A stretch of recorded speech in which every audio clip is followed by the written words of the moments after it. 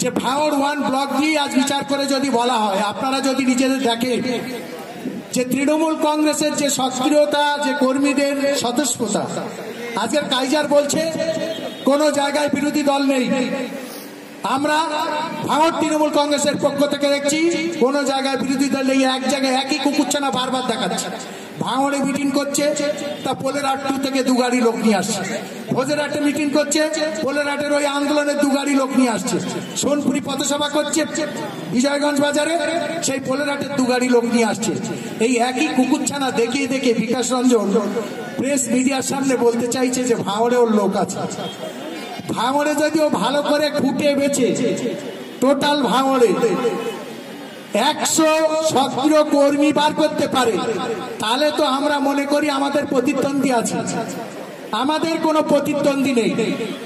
আমাদের শুধু কর্মীদের প্রচন্ড কষ্ট হবে। এবার রমজানের মধ্যে ভোট, যে কথা দিদি চেয়েছিলেন যে রমজানের আগে যদি ভোট হয়ে যায় মুসলিম অধ্যুষিত এরিয়ায়, সারাদিন রোজা রেখে আর 4টে-5টার পরে যে কষ্ট হয় গরমের সময়, এবং গরমেও ভোট দিতে যে কষ্ট হয়, যার জন্য আগাম ভোট চেয়েছিলেন নিশ্চয়ই আপনাদের প্রেস মিডিয়ার কথা আপনারা জানেন। কিন্তু তার মধ্যে থেকেও এই নির্লজ্জ, এই সাম্প্রদায়িক, এই অত্যাচারী এই কেন্দ্রীয় নরেন্দ্র মোদী এ সারা ভারতবর্ষের মানুষের কথা ভাবে না।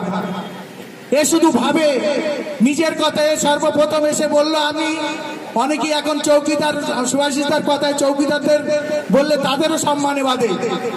ও প্রথম বললো আমি চাওয়ালা।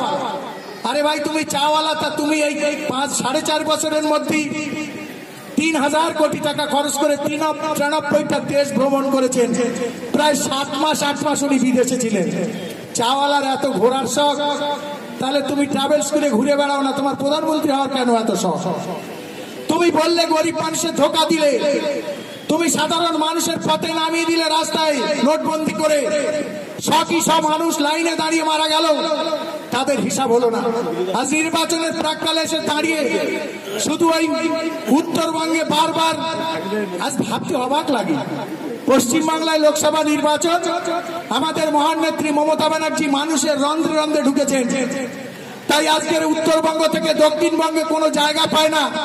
উনি বারবার দিল্লি থেকে উড়ে এসে উনি মনে করছেন পশ্চিমবাংলায় সাম্প্রদায়িক টাকমা লাগিয়ে হিন্দুত্ব জিগির তুলে পশ্চিমবাংলা থেকে 2-4টে সিট দিতে হবে। কারণ উনি বিগত বিধানসভা নির্বাচনে 3টে রাজ্যে 5টা রাজ্যে উনি জিরো হয়েছেন। মানুষের মোহভঙ্গ হয়েছে সারা ভারতবর্ষে। পশ্চিমবাংলায় যেহেতু বিজেপির স্থান ছিল না, তাই নতুন করে ঘর মারতে চাইছেন।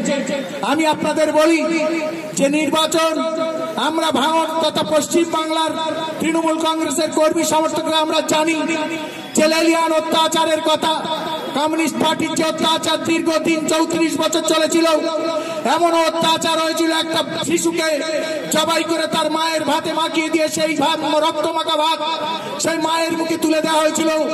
বর্বর অত্যাচার করেছিল এই কমিউনিস্ট পার্টির অত্যাচারীরা। এখন দেখছি কি সারা ভারতবর্ষের বুকে টিভি মিডিয়া খুললে দেখা যাবে একজন গরুওয়ালা, সে গরু কিনতে যাচ্ছে, তাকে ধরে নিয়ে কতল করা হচ্ছে, তাকে মারা হচ্ছে, তার কাদা মাখানো হচ্ছে, তাকে শুয়োরের মাংস তার মুখে তুলে দেওয়া হচ্ছে। যে বর্বর অত্যাচারের কথা একজন তার মুখ